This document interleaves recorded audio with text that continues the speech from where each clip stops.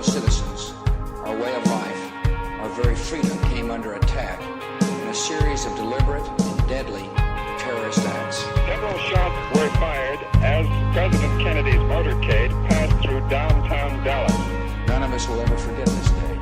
Yet we go forward to defend freedom and all that is good and just in our world. This is Houston. Say again, please. Houston, we've had a problem. Ask not what your country can do for you. Ask what you can do for your country.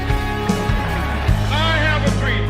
My 4 little children will one day live in a nation where they will not be judged by the color of their skin, but by the content of their character. I have a dream today. Welcome to the Hagmann Daily Show, weekdays 2 to 3 p.m. Eastern Time. And now your hosts, Joe Hagmann and Jon Robberson. Hello and welcome to this Wednesday, March 28th, 2018 edition of the Hagmann Daily Show. Joe Hagmann here along with Jon Robberson, and we are so happy to be here. I want to tell everybody first and foremost, go to HagmannReport.com, bookmark the site, and there you will find exclusive reports as well as curated content, and some of that what we post is also what we're going to be talking about today, as we are also going to be joined by Stephen Menking, and he is standing by, so I'm going to give him a call now. John, I'm going to bring you on. It is a great week so far as shows go. We did a couple of great Hagmann reports with some awesome guests, as well as the Daily Show. We had an outstanding show yesterday, and we got some feedback. We got some emails. So after Stephen Menking leaves today, I'm going to read a few of the emails that we received from our listeners to the Daily Show, and I have not told you or showed you those yet, John, so we'll read those after we bring Stephen on. All right. Sorry, I was a little... Nope. Hold on.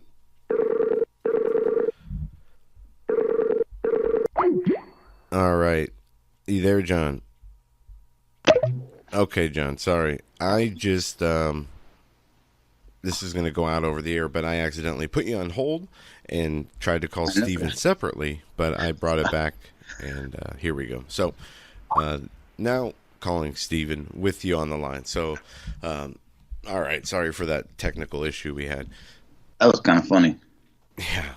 So, with us is Stephen Menking. He joins us each Wednesday, and I have to say from the last broadcast, Stephen, we received a lot of feedback, and people were so inspired as you were on fire for the Lord in your message last week. You got a lot of positive feedback, and a lot of people really appreciated the message that you gave, so I wanted to thank you for that.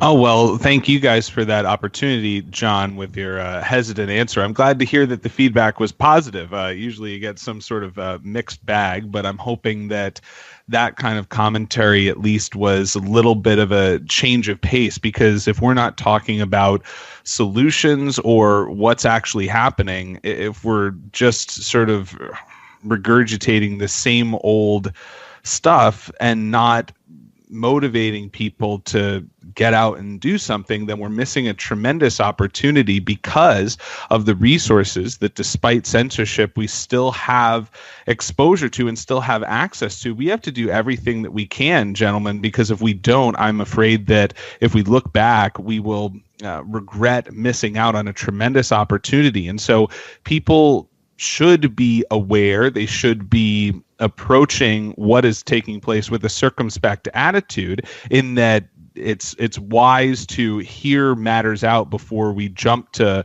flash judgments on things, just because of the ebb and flow of how everything plays out. But ultimately, the final message is that of hope, and to discount that and to fall into the trap of fatalism is just one of those extra mines on the minefield that we find ourselves in. You know, whether we were placed there to begin with or whether we just wandered there. I have some other thoughts about some interesting things about the Petro Yuan and other stuff, but what do you guys want to cover here? Well, Stephen, I just want, we don't have to go too far into this, but you talk about the fatalism, and I want to add that this is something that when we talk about Bible prophecy and we talk about what the scripture says about the end times and how this world is going to come to an end, and how that will play out before the return of the Lord. Now, I'm not saying this to be fatalistic, but it is very clear that the end times period, the tribulation period, we're going to see the persecution of the church like we've never seen before, and many people are going to be martyred for their faith. And not to be fatalistic, but this is just what's going to happen. We have to understand that is the price that we might pay or will pay for our faith in the Lord, as the example that Jesus set. So when we talk about these things, that's not fatalistic, because we know that is the the highest honor really in our spiritual walk.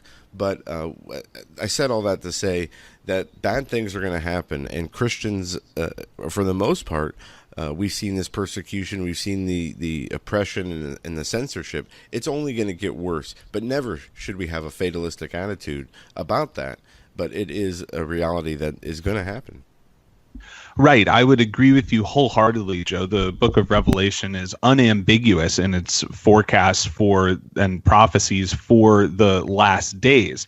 What I would encourage people to avoid is an attitude that says, because of this, that, and the other thing, then we're immediately right there at this moment in time. And so the book of Revelation is also relatively straightforward about what exactly we would see. And so they're the beginning of the birth pangs that are discussed by Jesus in the Olivet Discourse in the Gospels, and then a sequence that parlays through. But we should admit to ourselves that even though we see this bleak picture coming for the churches at the end of time, we don't necessarily know, or at least have failed in previous efforts to pin down exactly where we are in those timelines. And because of the nature of the text, it eludes our grasp. And it's worth pointing out that when Jesus was here in the flesh during his earthly ministry, he stated things in extraordinarily plain fashion, including his death, burial, and resurrection. And his disciples, even the people who walked closest to him at the time, were unable to decipher what was going on, even though he gave them essentially what we can see in post, the plainest language possible. And so what I would say is that it is of course wise, and Revelation bestows a blessing upon the people who both read and keep the words of that particular book and that particular set of prophecies. But on the other hand, we have to measure that approach with an understanding that doesn't mean that there is no opportunity for God to intervene in situations that we face right now. And so when we get locked into a particular time frame based on, let's say, primarily the calculations that show up in a lot of different prophecy materials would be the founding of the state of Israel post-World War II and the timeline of a quote-unquote generation, like that this generation shall not pass until all these signs have been fulfilled, et cetera, et cetera. And so the interpretation of that has waxed and waned and has pointed towards a bunch of different dates that have corroborated with all sorts of different statements and sayings from different traditions and people. And so I would caution everyone to understand that even the prophecy experts are necessarily in the dark here, because we can study these sorts of things endlessly, and it's only in post, and even then we don't have a perfectly clear picture because of limitations of our own understanding. That the optimal approach is to be wise and sober-minded about the eventual realities that will directly precede the second coming of Jesus Christ, but also to prioritize the mechanics that are taking place now, because if you can't see how God is on the move, then you need to tune into different information sources and understand what's going on in other parts of the world besides the United States and the dilapidated West in general. God is still on the throne. God is still working. His hand is outstretched to save, and we need to work while we still have that ability, because there comes a time when no man can work. But we're still in the time where the harvest is plenty, but the laborers are few. And so if there's anything I can do, it's to say that seek God with all of your heart and with all of your might to find out what he would have you to do in this hour. Each day needs to be dedicated to the Lord, not in a religious, righteous, holier than thou sense, but in an honest assessment to say, God, I don't know what the best use of my time is. Why? Well, any number of reasons. I have no idea what I'm doing. I don't know what's out there to figure it out. Even if I did, I couldn't handle it. So God, you need to direct my path and you need to direct my steps. And then it's an attitude of the heart that is willing to go where God would lead you into whatever, even if it is into martyrdom there. And it is in the New Testament written up as a high glory and a high calling to be considered worthy to partake in the sufferings of Christ. And so, gentlemen, we are in a pivotal moment of time, and I continue to emphasize this because I earnestly believe that it's true, regardless of whether we are immediately facing the Great Tribulation or if that's still some ways off. That's not necessarily for me to determine exactly, but I need to be aware of it and to understand that my role, my duty, the calling on my life is to educate, to inform, to build up, to empower the body of Christ, and to speak the name of Jesus and to give him glory by preaching his gospel and bearing fruit for his kingdom wherever I should go. And unfortunately, that I don't have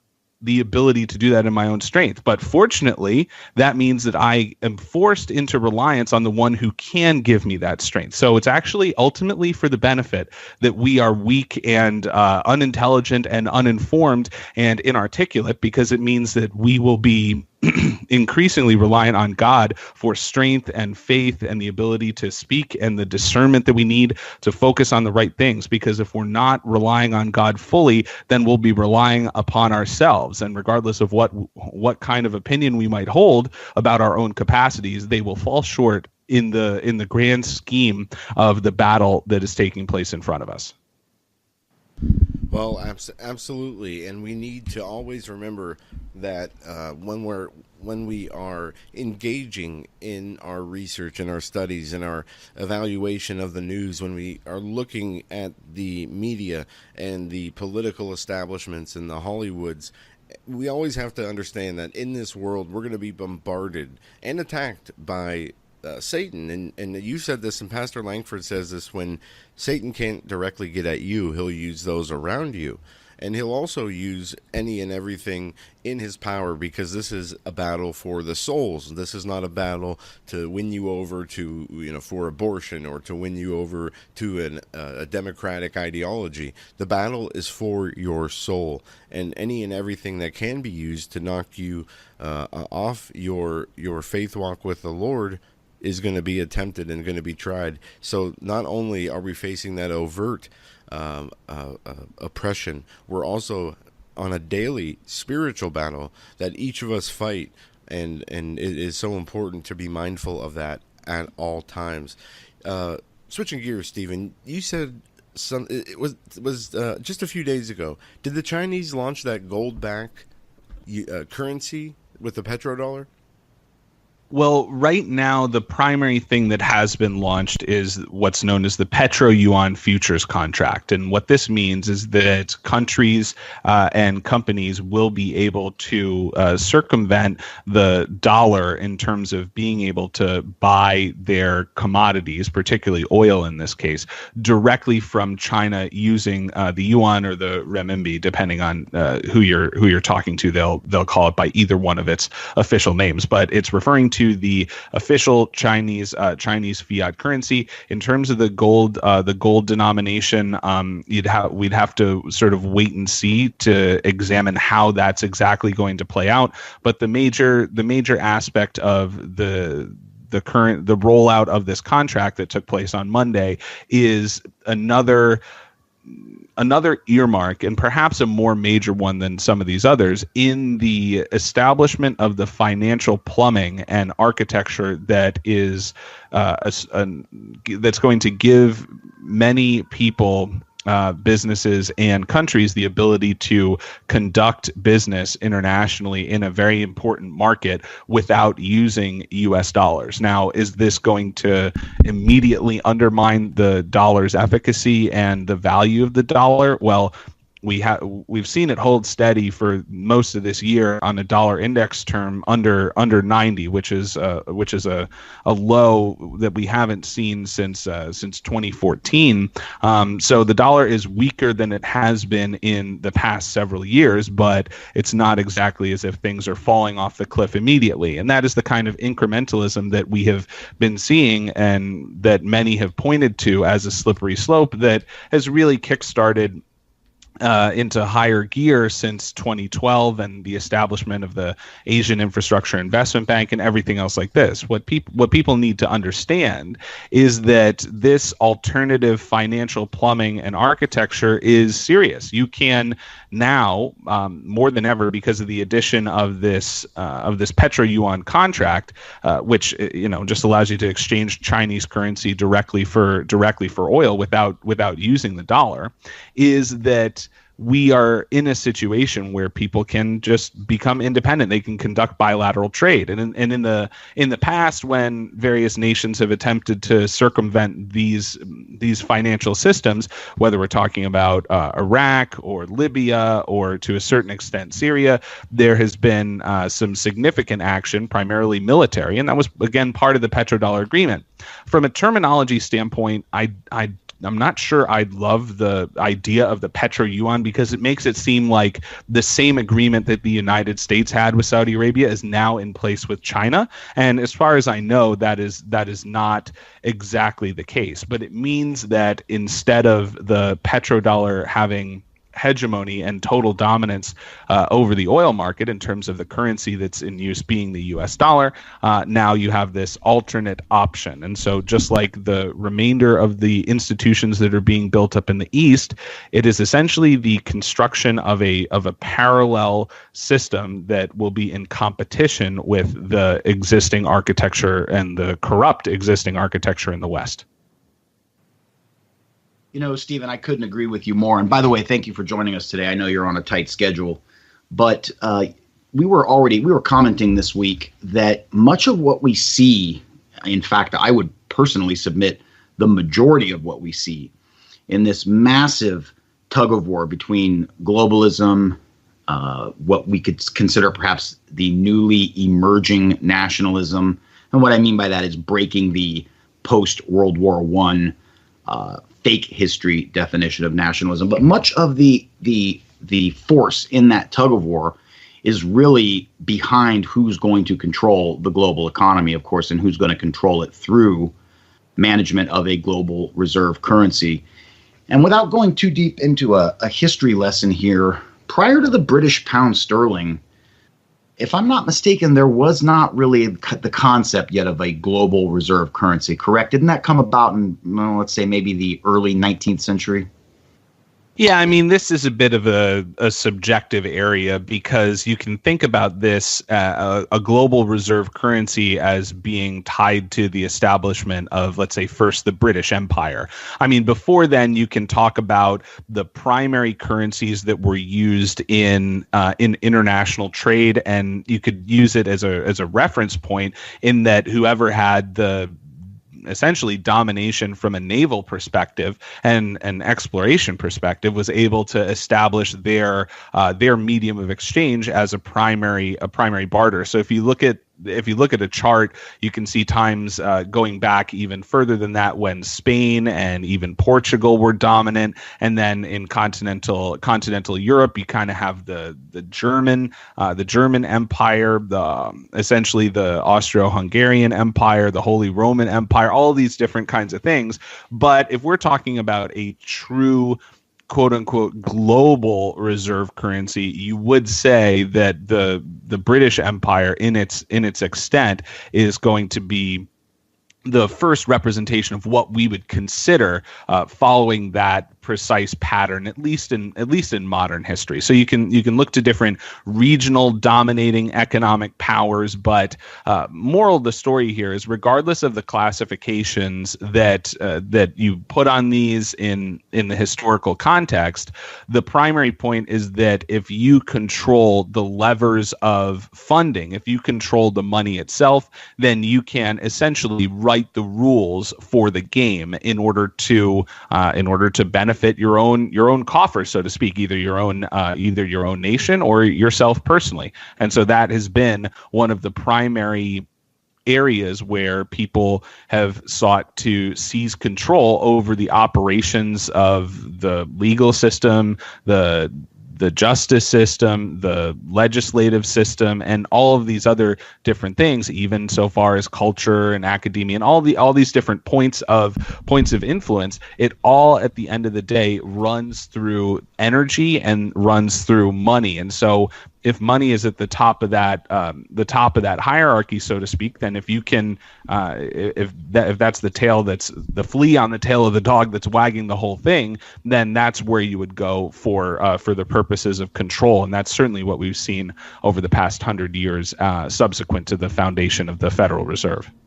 Exactly, and this is the takeaway that I would like all of our listeners to consider.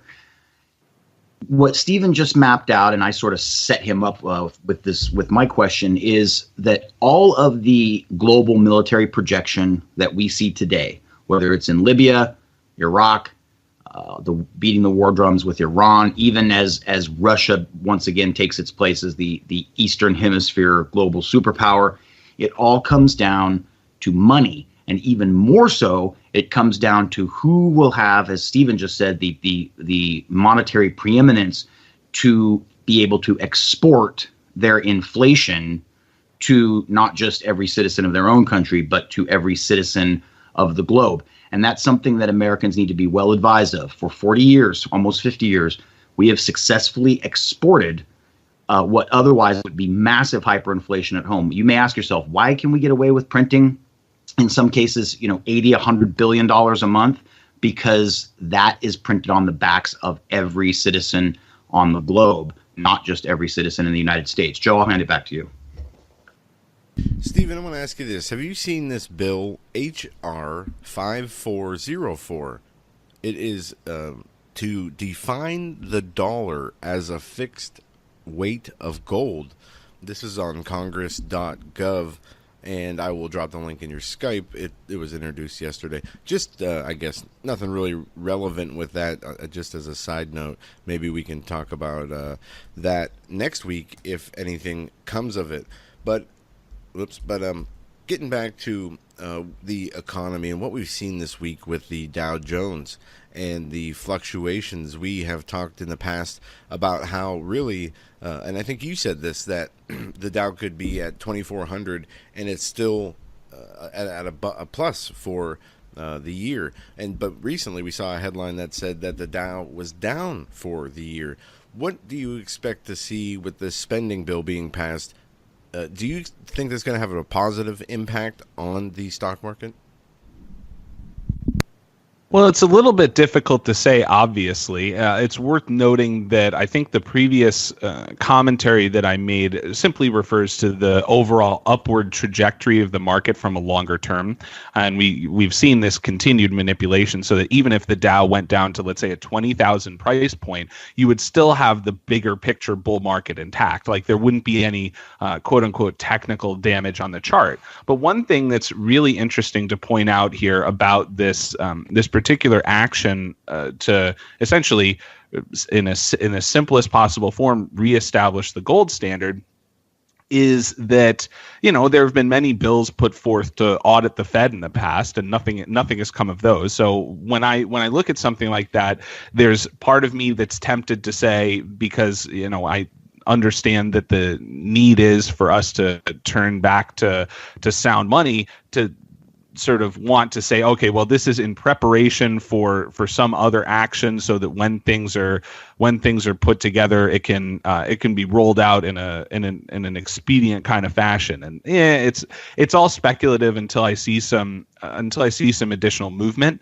The action that you're talking about in relation to the spending bill would have to do with how ultimately our economy responds, and in this case, the stock market responds to the action at the government level in terms of debts and deficits. So there's a particular cadre of economists who believe that government spending is the best way to stimulate the economy. And so you would say, okay, from that perspective, in the kind of most naive version of the model, that the more spending we have, the larger the economy will grow. Now, we all know, because of the velocity of money and the problems with the overall system and measurement and everything else, that approach isn't really appropriate. But what we can say is that the larger the debt grows, the larger the problem will be when interest rates go up. And because the new Fed chair Powell has indicated or signaled that he would like to essentially raise rates between 3 and 5 times over the next 12 to 18 months, then that would put us into a situation where a decent chunk of corporations who have been borrowing with essentially free money for the last 10 years or so, that if those interest rates starts to go up, then they're not going to be able to cover their interest, and it's just going to blow out corporate balance sheets. And so you could see that kind of expansion. But the same thing is true at the federal level. If we move back even close to normalized territory in terms of interest rates, then the interest on the federal debt is also going to balloon out of control here. But one thing to notice is that when we're looking at stock market indexes, that they are composed of a certain subset of companies. If you want to look at something a little bit broader, you would have to look at, let's say, the Russell 5000, as opposed to the Dow Jones Industrial, which is essentially just 30 names. Because the stock market has in recent years become incredibly bifurcated, it doesn't have as much breadth as it used to, or as you'd want to see in a healthy economy. And that just means breadth means if everything is moving up, then there's a good base of companies sort of across the board that are moving up. But nowadays, or at least over the past several years, we've had market leaders primarily in the tech sector in terms of Amazon, Facebook, Netflix, Google, aka Alphabet. All of those companies have been leading the way and pulling these indexes up with them as a reflection of their performance rather than the actual physical economy as a whole. And so that's, of course, subject to manipulation as well. But leaving that aside, the point is that as these companies come under greater scrutiny, then there's additional levels of vulnerability if some of the market leaders get taken out. Now,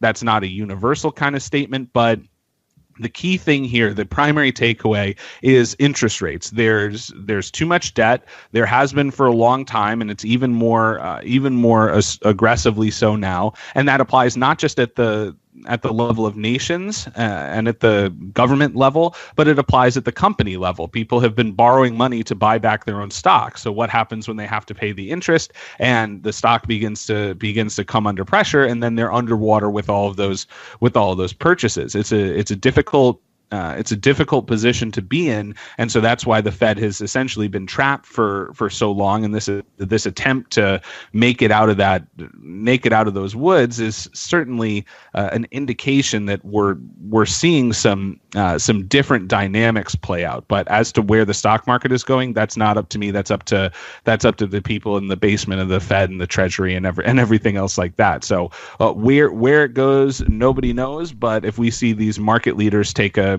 big hit, then we could be in for another kind of correction. I've seen people who think that we've essentially seen the top and the bottom for 2018, but it's difficult for me to tell. Okay, and one thing we have not talked about with you, Stephen, is the president's decision to sign the omnibus spending bill.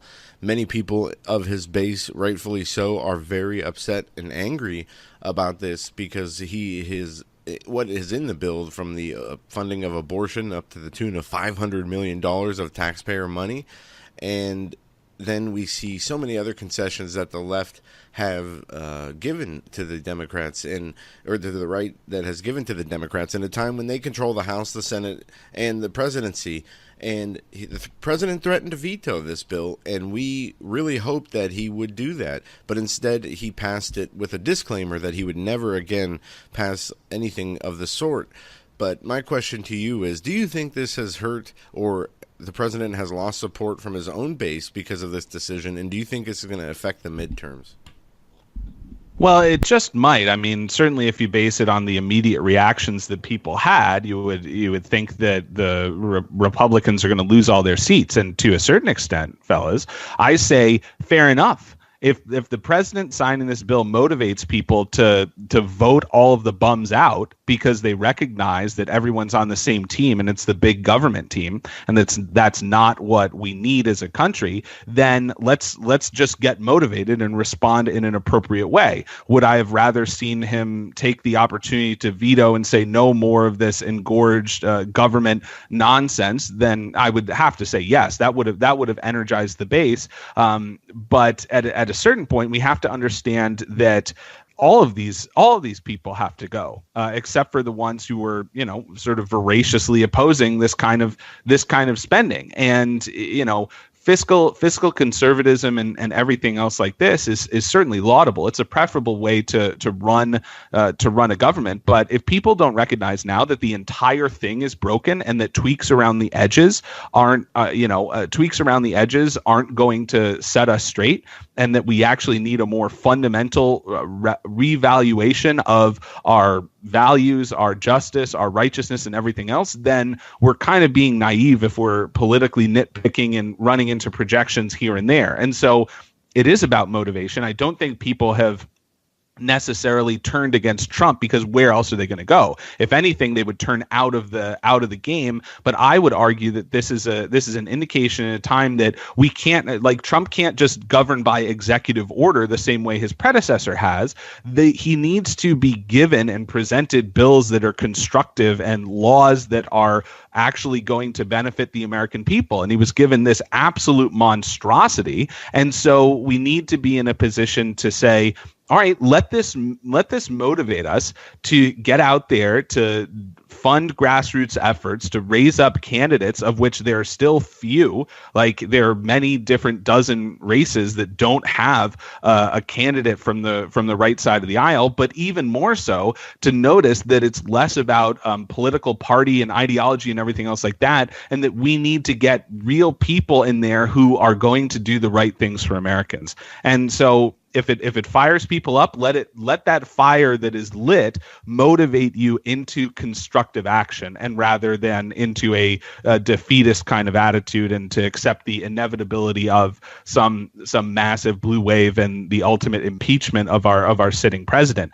We need to get involved. We need to get engaged, and we need to seek God as to how best to do that, because in many cases we need to get our own house in order to go out on those political battlefields, so to speak. Because if we don't have our own house in order, then we're going to get undercut by some clever device of the enemy. So, gentlemen, I do have to go. So I appreciate again the time to be here with you every week. A fantastic and uproarious hello to the audience. I'm glad that you found our last meeting together helpful and inspiring. And just let's get involved. The analysis is excellent.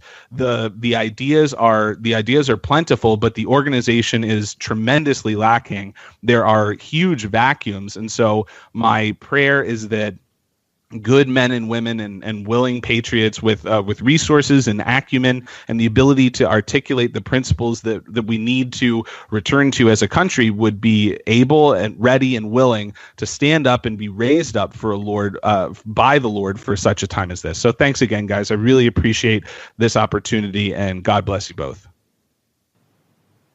Well, thank you so much for the time, Stephen. We really do appreciate it. And we look forward to having you back on next Wednesday. And in April, I will be coming on the show on one of these Saturdays. I think we decided the 13th or 14th. So looking forward to that as well. Stephen Menking, thank you so much. Well, Joe, that was certainly Stephen, God bless him. He checks in every Wednesday, and you and I know just from doing the Daily Show every day what it takes when you make that commitment. It's not a once in a while type thing or a, wow, I got a little guest slot type thing. It's like, nope, it's Wednesday and you're on. Yep. So God bless him for doing that. Joe, I want to switch gears. In fact, let's go for it. I want to grind the gears a little bit here because there's something that came up on my Twitter feed, and I'm going to be very surprised if you haven't seen this, but I want to encourage all of our listeners to not only take a look at it, but dox it to the best of your capability. Mike Tokes, and we follow one another on Twitter. He's got like 200 and something thousand followers. He put out a tweet a few weeks back. Now, for some reason, it just came across my feed this morning, Joe. The tweet reads, quote, "Wow, an old video has recently surfaced from one of David Hogg's classmates saying David, quote, shouldn't even be in our school. He's 25 from California." John. I'll stop you right there. Okay, yes. I have seen this. Now, what this is once the students returned to the school after the school shooting, I think it was the first day back, there was a classmate of his who took a cell phone camera out and did, like an interview type thing with him. But it was a joke. He was saying it jokingly right in front of Hogg, and Hogg says something along the lines of, "Oh, yeah, yes, that's shocking." True. Yeah, he looks in the camera with his typical snark. I mean, he's just such an arrogant little punk. But the part that I loved about this is there's a 35 pack of Diet Coke sitting in the background on a table. I didn't see that. Somehow that just made it perfect. But let's talk about this Hogg kid for a second, because I don't bring him. Attention, Hogg. I don't bring him up because I dislike this little kid so much. I mean, honestly, Joe, he's like the kind of kid. If he lived in my neighborhood and rode by, I'd want to push him off his bike. Yeah, absolutely. Or hit him with the garden hose and tell him to get off my lawn. Absolutely. He has that. I don't know what it is that he's quality arrogant. Of I need to you need to change your face. Basically. You ever see Step Brothers? He's like. Yes, that's awesome. Where he points to him, and he's like, "Hey, do something about that face. You change your face. You need to change your face. You change your face." There's a couple other ones I can think of too that would be very appropriate. But let's talk about this kid for a second. Give me a hot moment here, buddy, because I want to know the deal. Was he in his class, or did he pedal his little bicycle to the school when he heard gunshot? I mean, come on, Joe. There's like a lot of fake news flying around right now. What's going on? Okay, so he was quoted as saying, I think by CBS News, that once he heard there was a shooting, he hopped on his bike and rode to the school, and entered the school and started interviewing people. Basically, I don't know what to make of this, John. But he originally said that he was in like his home ec and how to fold panties 101 class. Yeah, I have to go back. I did not listen to what he said. I only read the article that CBS News had posted about this. So I don't know. I don't know what the real story is there. But either way, this Hogg kid is definitely somebody who has really made a lot of people angry, and he is basically doubled down on his anti-gun, anti-constitutional, anti-American sentiment, and he has expanded beyond just the talk of gun banning, and he has opened the door to a number of issues, from abortion to net neutrality to on and on and on and on. To translucent backpacks. Yeah. And okay, that was so funny. So this kid, this attention hog, has been, for the last, month and a half, has been running around demanding that America bans their guns and abolishes the Second Amendment, and that if you agree with the Second Amendment, then you are wanting children dead. So he hates the Second Amendment with a passion, and if you support the Second Amendment, according to him, you are basically a child murderer. Now, the school implemented some new policies, one of them being you have to wear lanyards with your name tag and picture on them. And two is that they want clear backpacks implemented in the school so you can see what's in your backpack. Now, this David Hogg has said in an interview that he feels that this clear backpack policy is a violation of his First Amendment rights. And you know, John, what I have to say to that.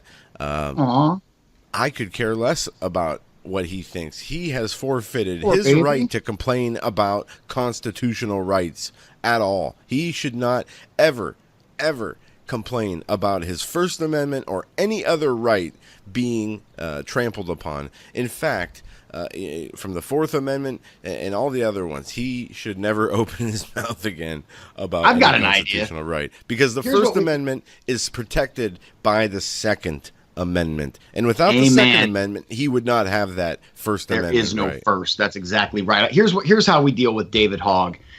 We take him to the hog trough, we dip his little fingers in gravy, and we send him out to play with Theo for a couple minutes, and that'll be the end of that. And for our listeners who don't know, Theo is our little studio dog 2.0, who looks basically like Toto from The Wizard of Oz, but he's a little bit smaller, and he recently got a haircut. Joe, one more thing quickly on this gun control post-Parkland era that we unfortunately find ourselves in, and then I'll toss it back to you for some news. Cameron Kasky, Cameron Kasky, who I believe aspires to be David Hogg, tweeted out the following: "To all people who think they need an assault rifle, I cannot promise this, but I truly do not believe the redcoats will be coming for any of us anytime soon." And I grabbed that tweet and retweeted it with the following quote: "No, but there's always the militarized cops who shoot dogs and the battle rattle beetles who think that NDAA is a good idea." Yeah. And I want to encourage our listeners. We mentioned NDAA yesterday, and we have new listeners joining us all the time. If you are not familiar with that, just do a search on NDAA 2011. Why am I bringing up news from 2011? Because it's still in effect today. It literally is an unlawful attempt to rid us of the writ of habeas corpus, which goes all the way back to English common law and the Magna Carta. But it also was slipped into the defense bill, the same as so much of the disaster of the 1.3 trillion omnibus bill last week. Joe, I'll hand it back to you. Okay. Well, we have a lot of news we're going to get into, and we might as well just jump right in this on this Wednesday. And today is my 35th birthday, by the way, which I remember. I wasn't sure if I was supposed to bring that up or not.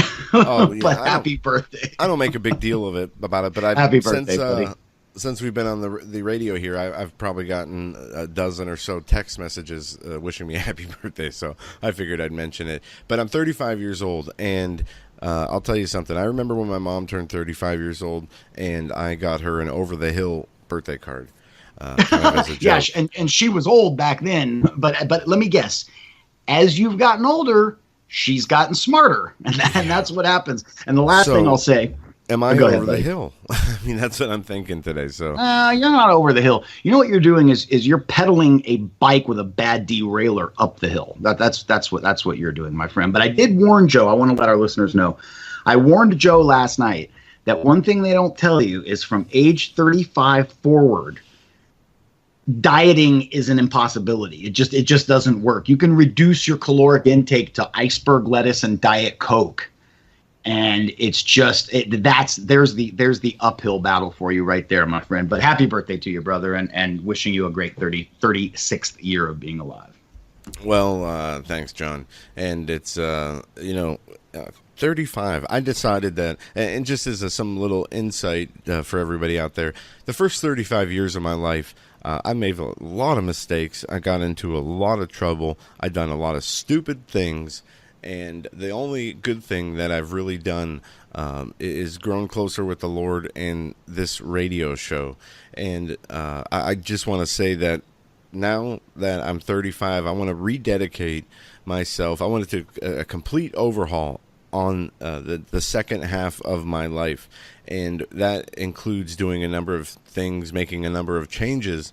And I have my heart set on doing so. And part of those changes is to really buckle down and get very serious about my research, writing, and reporting. And I'm going to really start to laser focus and spend a lot of time researching and reading old materials, new materials that's relevant to a number of issues. And I'm going to start in the next 5 years, John. I'm going to put out enough content for a lifetime. And I'm going to write a book, and I've been wanting to write a book for a while now, but I did not want to write one without a purpose, and I did not want to write one without being led by the Lord. But Just I believe, to write one, sure. I feel now, as the information and ideas are flowing through my mind at 1,000,000 miles an hour over the last week, I feel that the Lord has opened the door for me to pursue that. So I'm going to do that, and it's going to be a fun journey, and also putting together the information and presentation for the conference in Ohio, which I'm so looking forward to on April 20th. But I said that to let everybody know that you're going to see some changes from me. I'm going to become a much more productive. I'm going to be an adult finally, like I said yesterday in the studio. Well, Joe, you've certainly done some soul searching over the past week or so, and I think it's of course appropriate that it leads up to your 35th birthday. And oddly, I have a theory quickly about birthdays. People make a big deal about the big 3-0, okay? And then once people get to age 31, they realize, that was kind of nothing. But I've always angsted a little bit more about the midpoint birthdays, because when you hit 26, you realize, oh my goodness, I'm closer to 30 than 20. And when you hit 35, 36, you start thinking 40 is that's like a dad age. Oh my goodness, So it's those midpoint birthdays that can really be the catalyst for some positive change. But I'm looking forward to a great presentation from both yourself and Doug next month at Occupy 2018. And I'll tell our listeners a funny story and give it back to you, Joe. When we did the Awaken to the Shaken conference last year, everybody, there was a little kerfluffle in the accommodations, and Joe and I wound up splitting a hotel room for the 2-3 days we were there, and it was a lot of fun. It was kind of felt like a sleepover from when you're 15 or something, or 12.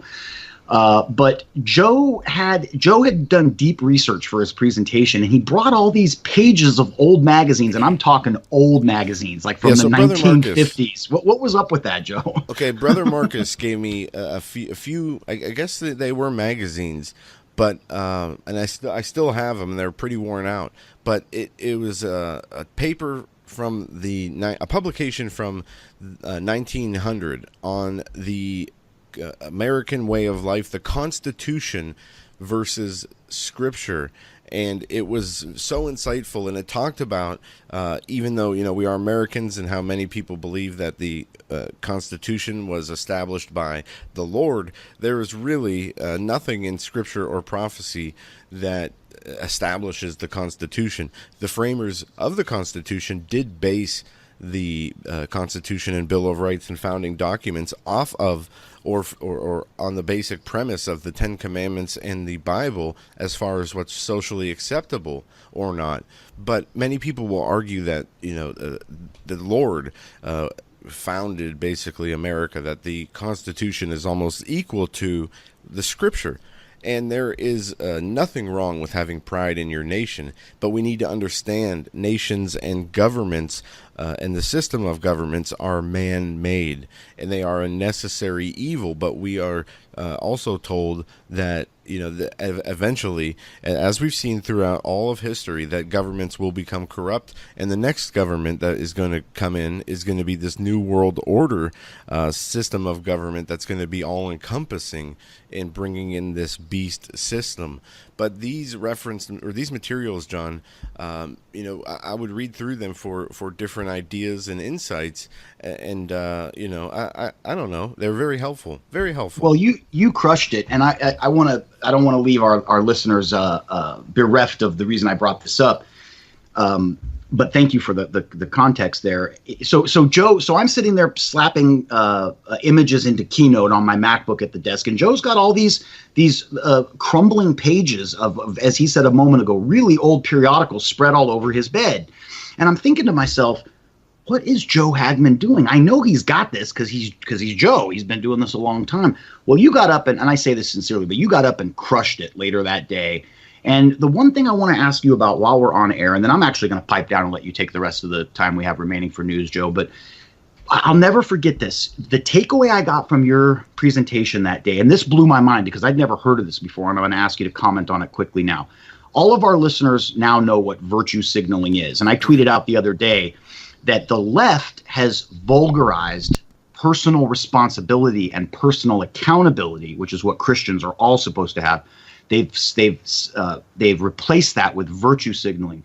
And I'll never forget when you told a room of 400 people that there are actually people out there who have become so delusional and so deceived that they feel badly that they're not physically disabled, and that there are people out there seeking intentional disability as like the ultimate in virtue signaling. I can't remember. I'm going to find the name for it now. Okay, let me think. Yeah, there was people. But you remember what I'm talking about? Transabled. That just blew. I think That was it. Yeah. I'm sorry. Go ahead, Joe. I just was blown back in my chair with that one. Okay, these are people who make the decision to become disabled. They tend to see transabled people as dishonest people who try to steal resources from the community, who would be disrespectful by denying or fetishizing or romanticizing a disability. That's from a National Post. But what is this trend of becoming disabled by choice, not chance? And this speaks to the mentality in this country that is being encouraged by the mainstream media, which is just absolutely insane to see them promoting this as some kind of, if you will, some kind of healthy behavior or right of a person to basically identify as being disabled, and not only identify as being disabled, but also creating that reality by having a procedure to cut off a healthy limb. It's insanity. It's a mental illness, and just like the transgenderism in the manuals for psychology, the DSM, which are basically the guidelines for mental disability and diagnoses used by every single psychologist and psychiatrist, always in the past has identified this transgenderism as gender dysmorphia, and it is a mental illness, just like homosexuality was a mental disorder or disease back in just as early as the 1980s, I believe it was labeled as such. So today, it's not only encouraged, it's promoted, and not only on adults, but on children. Imagine that. I saw a video the other day, or a story. I didn't watch the video because I would have broke my computer, of a woman who turned her 3-year-old son into a girl because she wanted a girl, not a boy. And this child doesn't know any better. He doesn't know what gender is and gender identities. But this woman is committing child abuse. And I'm going to pull the story up just so I hope her name is in this story. But let's see. Mom turns 3-year-old. While you pull it up, yeah. Did her state? I'm sorry, Joe. Did her? For our listeners, I just texted Joe, take the rest of the show, and here I am talking 45 seconds later. We do that Joe, every day. I love it. Joe, did the state let her get away with this? Okay, let's see. I'm going to have to find it. Yeah, well, see, from what I understood, nobody had a problem with it. Let's see. Oh, goodness. I don't know, but I'll find it here before we sign off. But regardless, this whole mindset that we're seeing promoted is it's so destructive. Thank the Lord that only 3% of the population identify as homosexual, and much less percentage identify as transgender. And this is something that when we think of Sodom and Gomorrah, when we think of the fall of some of these great civilizations like Rome and whatnot, we look at each country, world-leading country in its time, has a story about its demise, and there are a number of things that you can identify that led to that country's demise, and in many cases they are very similar, and the United States is falling into that trap and has basically devalued itself to the point of close to self-destruction, just like when we saw with Rome. You saw at the end of the Roman Empire this huge increased welfare system. You saw people turning to the games, the killing of each other, the gladiators, even in times of war, kind of like what we see in America. Well, the country's at war, or right after September 11th, they took 1 week off in the NFL. They were back to playing football and the bread and circus as a distraction. We had seen the promotion of immoral behavior, from adultery and orgies to homosexuality. We have seen the breakdown in the morals in the political world, to where the Senate became corrupt, and then the Emperor of Rome disbanded the Senate and becomes tyrannical. And these, I guess we could call them unconstitutional wars that Rome engaged in, constantly trying to expand their borders. All of this led to their downfall, and the immorality was a huge part of that, where people became content, they became fat and lazy, and the country could not even defend itself. And this is the way of America. And they also, in Rome, and John, we talked about this in the past, how they would take the gold and silver coins that were the currency back then, and they would melt them down and dilute them, kind of like what we see with the Federal Reserve and quantitative easing, diluting the gold and silver by printing more money and diluting the actual money. And you could have a checklist and we would fit almost every one.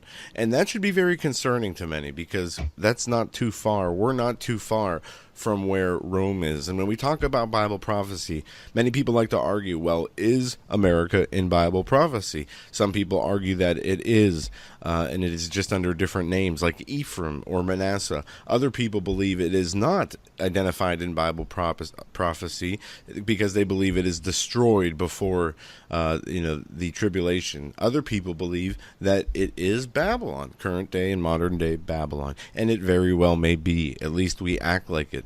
But either way, this country and the Christians in this country who are not disciplined, who are not, what's the word I'm looking for, motivated, or I don't know the word I'm looking for. Mature in their faith, right, who don't understand, who don't have the mindset that there's going to be trouble specifically for Christians, and you may very well have to die for your faith. But martyrdom is the ultimate act of service to the Lord. Not that I'm telling people to line up to be martyred, but it is an honor. And if we ever are faced with that choice, take the mark or we're going to behead you right now, the scripture is very clear. It says, think not what to say, for the Lord will fill and put the words in your mouth. But it is an honor to be martyred for the Lord. And I know people don't want to hear that. They want to fight and die, in a blaze of glory if they had a choice. But, this is the future. But see, if you understand that and you start understanding and adopting that mindset, everything else when we look at as far as persecution and whatnot, and oppression and the censorship is much easier to deal with. Scripture says all who believe in Christ Jesus shall suffer persecution. And as I told you earlier yesterday in the show, I've been doing a study on Timothy, and I want to throw a few things out there, John, that I found in Timothy, and I'm going to do that right now with just the last few minutes we have left, because I think this is so important. There's a few things that I found that really lead me to more questions. Now, I got to go here to my notes and get here on Timothy. But so check this out. So in 1 Timothy chapter 1, it opens by saying, this is a letter from Paul to Timothy, saying grace, mercy, and peace from our Lord Jesus Christ. And he goes on to say, don't give heed to endless genealogies, which are not edifying. Now, the end of the commandment is charity, out of a pure heart and a good conscience, and of faith unfeigned. from which some have swerved, turning aside unto vain jangling, desiring to be teachers of the law, understanding neither what they say nor what they affirm. But we know that the law is good if a man use it lawfully, knowing this, that the law is not made for a righteous man, but for the lawless, disobedient, ungodly, and sinners. And it goes on from there. I don't even have time to make my point because the outro music's playing. But even in the time of Timothy and Jesus, there was a falling away. They were teaching other doctrines, and they warned against not to falling into those things or arguments which aren't fruitful in those things. But anyway, we'll pick up tomorrow where we left off. John, it was a great show. We'll be back. Have a great evening, everyone.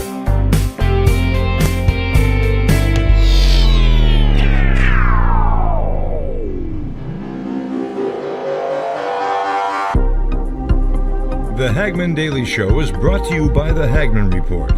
Tune in to the Hagmann Report weekdays, 7 to 10 p.m. Eastern Time. For more information, go to HagmannReport.com. That's HagmannReport.com.